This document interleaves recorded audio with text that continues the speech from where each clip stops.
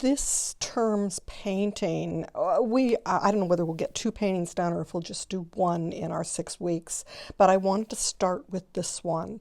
It's got a couple of interesting challenges to it. One of them is a pathway that goes in here that we have to make sure still lays down. It doesn't want to stand up. It has a beautiful evening light running through here with some dark shadows. And then we've got a figure and we've got a few trees to deal with. We've got a couple small figures in the background here. Now I used this for my drawing class last round, and I'm going to share with you the lesson that I did with them on how to scale this and then do a drawing like this one without actually, I didn't actually change the size of it, but just where to place each of those pieces in it. And then for our painting, because I'm going to go up larger, this is a 8 by 10, I'm going to go up to a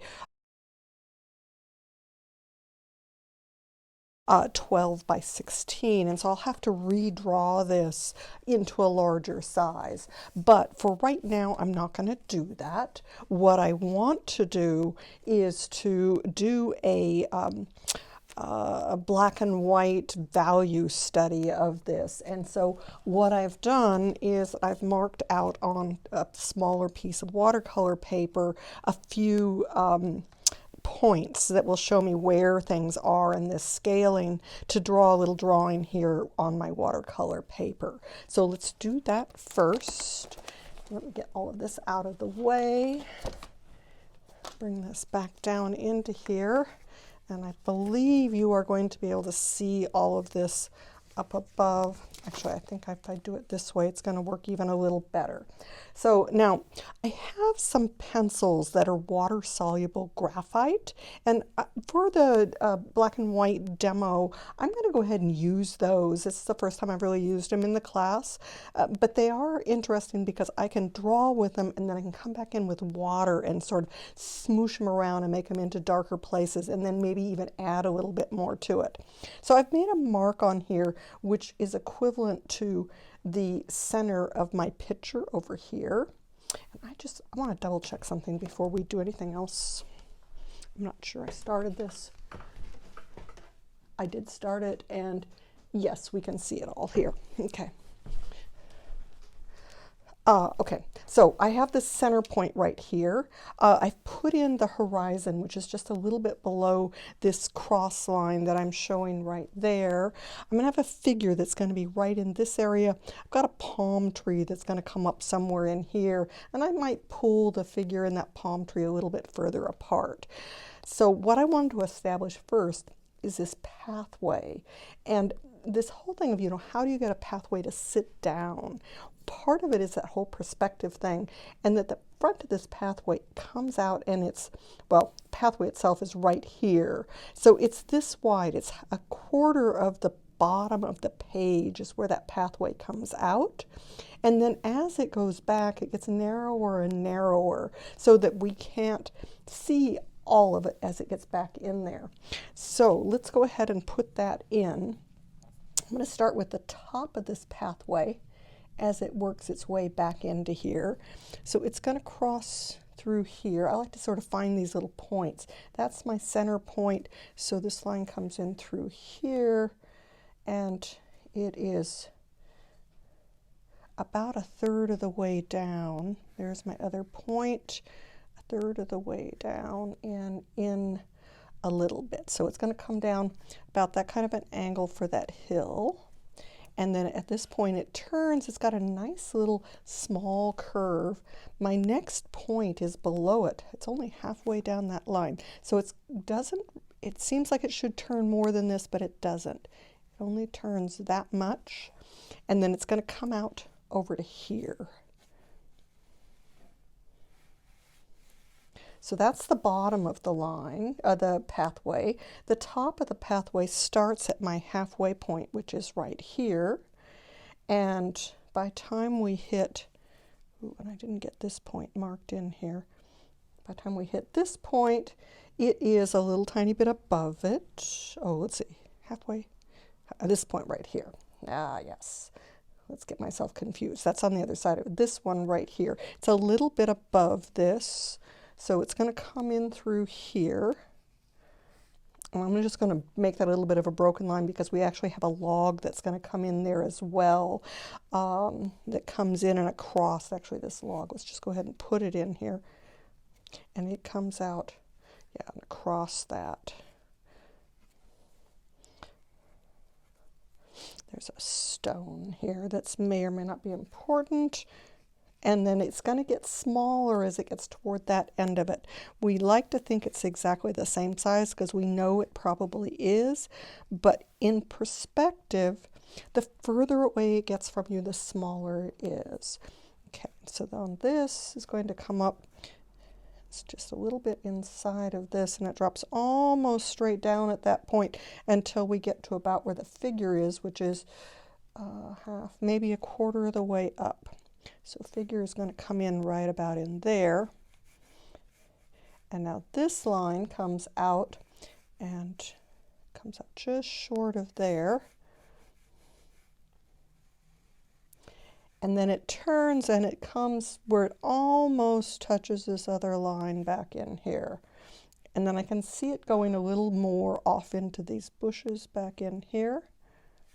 And this hillside goes through the figure and on up to, well, actually just a little below that. Okay.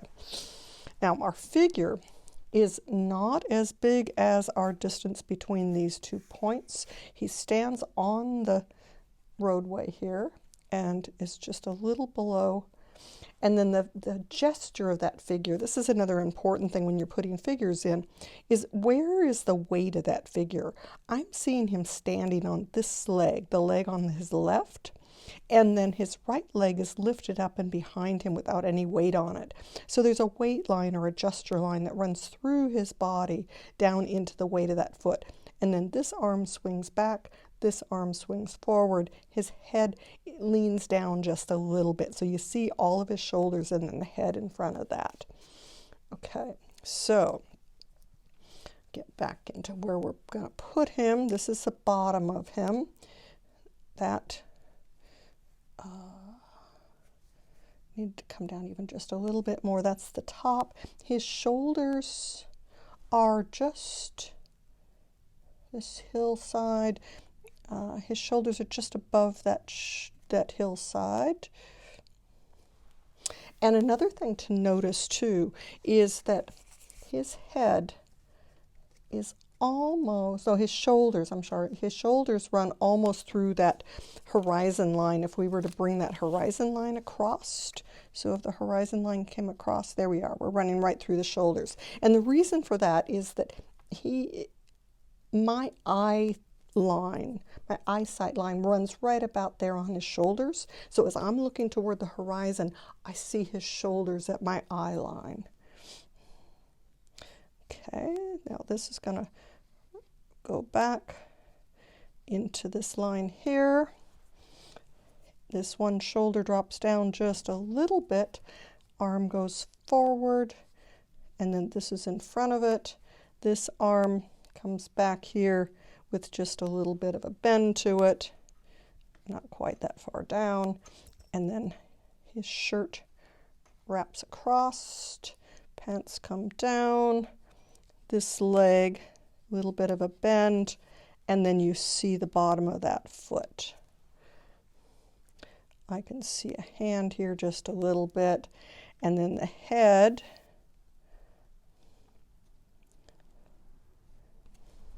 And there we've got a figure. Maybe his shoulders are going to end up coming down just a wee touch more. All right. Now this tree, I'm going to put it right on this line and take it up, and it goes almost to 3/4. These are like little Q-tips. There's 2 palm trees here actually.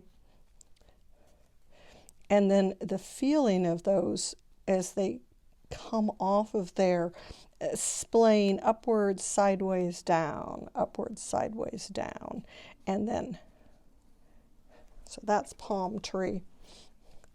And then the feeling of the edge of these trees All right, so we have a good portion of the important things in here now.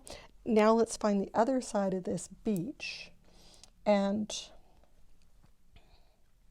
this beach comes right through this line, and then about halfway between those other marks, that was up there, about halfway, okay.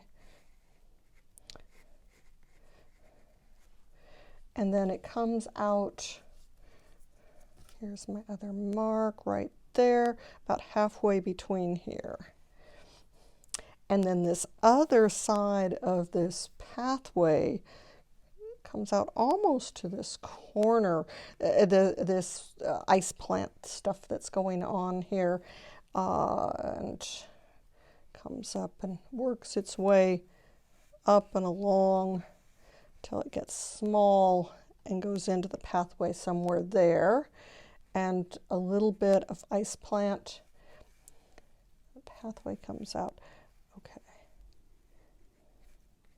The thing that frequently catches us is that when something goes off, we don't realize that it's so narrow here at the back, and we tend to want to make it, like I did right here, a little too big. And that's going to be even less there.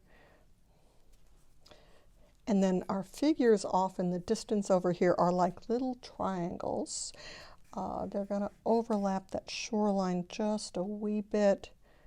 One little triangle there, one little triangle here. And if we go like that, we get an arm out of it. And there's a head, and there's a head. All right. And then that ice plant gets broken into a couple of lines there.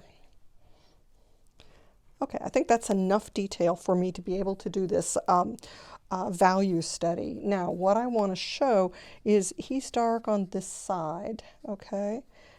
This arm has some light on it, but it's dark back there. It's a little bit dark on the back side of here. It's a little bit darker than his hat behind him.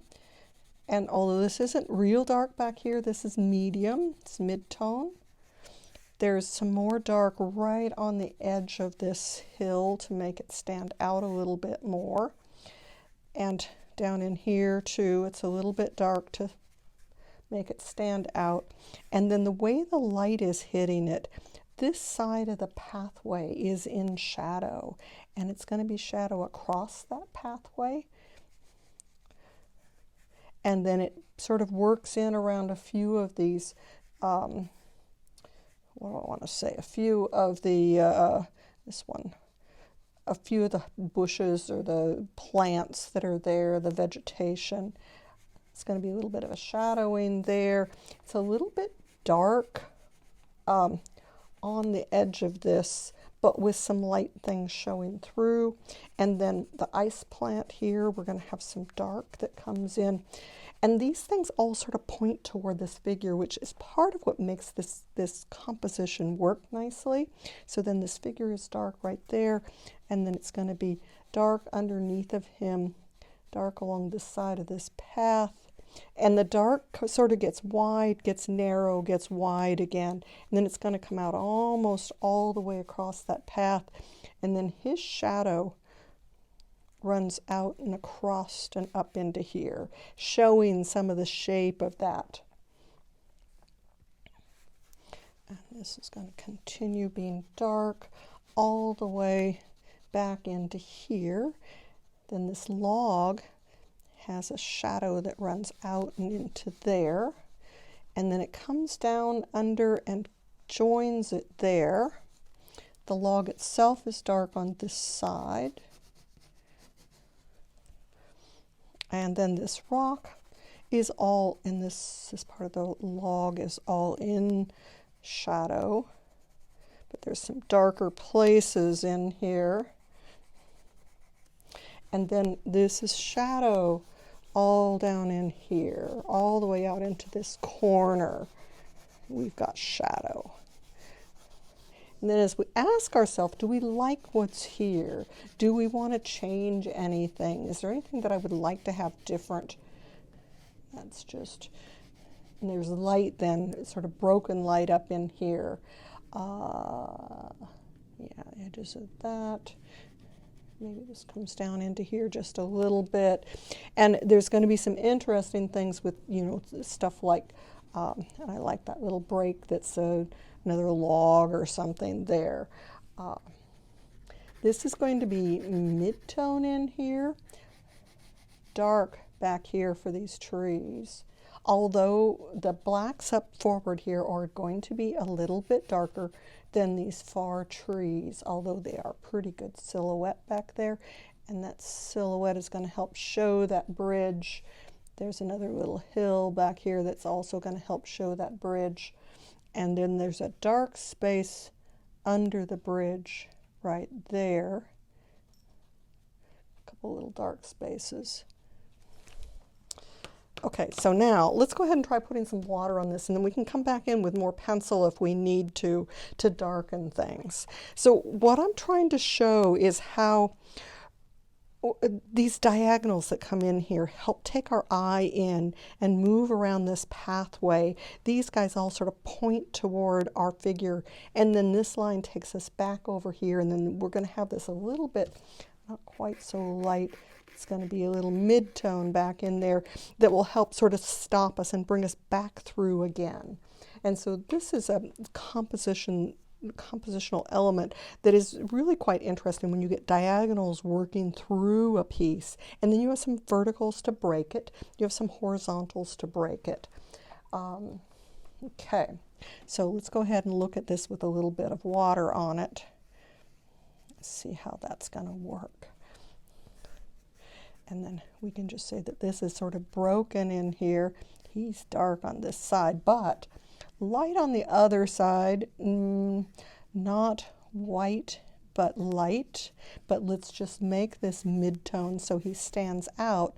And that's going to be important to have that figure stand out against that background. And then part of him sort of blend in because this is now mid-tone over in here.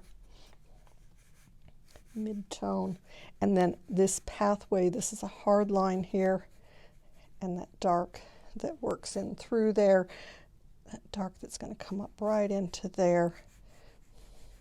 Sort of interesting how you can get put the water on this and start moving it around. You could do this if you got a set of watercolor pencils and there's a black in it. You could use that black pencil instead. This was a 4B graphite pencil. And then there's some texture down in here that I'm just going to sort of indicate with a little unevenness there. Sometimes I get so caught up in these black and whites that it's like, oh, do we need to paint the real thing? I like the black and white. I didn't used to ever do these. And then the more I've watched other more expert artists than myself and how they approach it, this is one of the things they all talk about doing, the value study. The value study to see how, because the values are what hold your painting together. So with the values, that's how the story, it's sort of like the sentences that you use to tell your story with your picture, and how the values then work from one piece to another and talk to each other and tie pieces together.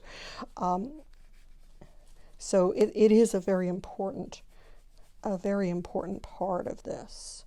And so getting that in your mind and sort of understanding it before you start painting is important. And you could fuss more than I'm fussing even. There's some more darks that run in through here. There's a dark that runs on this other side of this log, which is sort of sweet. Let's just put that in. So I'm working on dry paper and then just adding water as I need to define things. So that's why I'm able to keep these nice firm dark edges. And we're not trying to get every detail in, but I'm trying to get enough detail in to get a feeling for how this is going to work. So, this is going to be that grassy stuff that comes up. This is all that ice plant in here too. So there's a lot of sort of verticality to this. and some more darks that run out of this corner and find their way into this ice plant. There's things that can probably just get ignored in here. So this is all going to go quite a bit darker in here.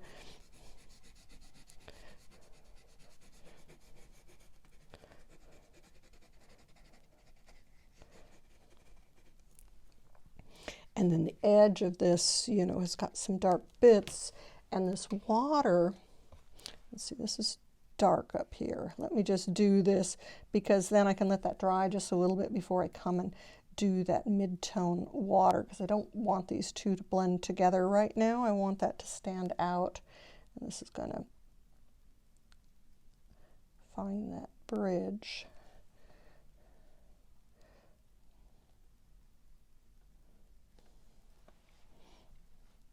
It's dark under the bridge right there. And then there's a mid-tone back in there. Okay. And I can do some of this water before I get up and touch. Actually, let me just do that, and I can come back in and put a little more dark in on there to help define that. So there's light and dark areas in that water because there's a little bit of wind on the water, and that creates some light and dark patches across it. Okay, so what else do I need to worry about here? I don't want this light at the very edge. We want my lightest light, darkest dark right in here, but we want these other things to be, you know, a nice supporting actors working its way there. So this needs to still go a little darker.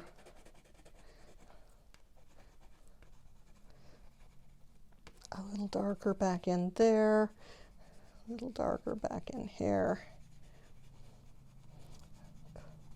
Wrap that all the way across through there. Don't want this too light right there. But I do want that end of that log to be a little bit light, and maybe this stone can have a little more darkness. This can be a little darker under this log. Okay, what else? My figure. Let's just do a little bit more on that figure because that needs to go dark all the way there. And bottom of his shoe. I like that it's got some light to it. And this arm right there is going to go a little darker. The tree.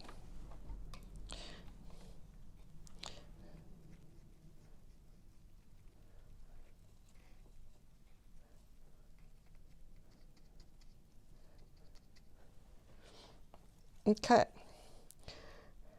so now I'll have this as a reference as I'm working on the painting to remind myself where those darks are and how those darks are working, so that I can then use this to keep my mind focused on how my dark and light patterns make this whole thing work. And it's a little darker here, but not right on the pathway.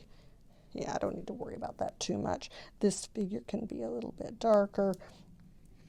And yeah, that's going to be fine. Going to be fine. And there's, of course, a few darker stones and stuff out in here. Let's just...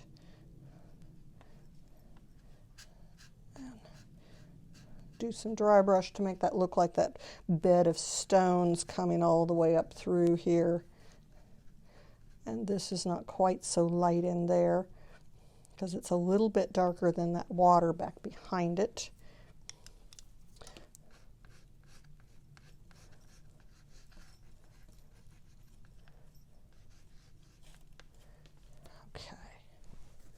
I'm getting too fussy with this. It's time for me to stop. Don't really want to spend more time than that on this. So there we've got this. So I've got this. I've got my drawing that I did before. And then before I can do my painting, I will need to redraw the important elements of this on my larger paper. And I'm going to go ahead and do that without it being on the video. Show it to you before I put it on the page.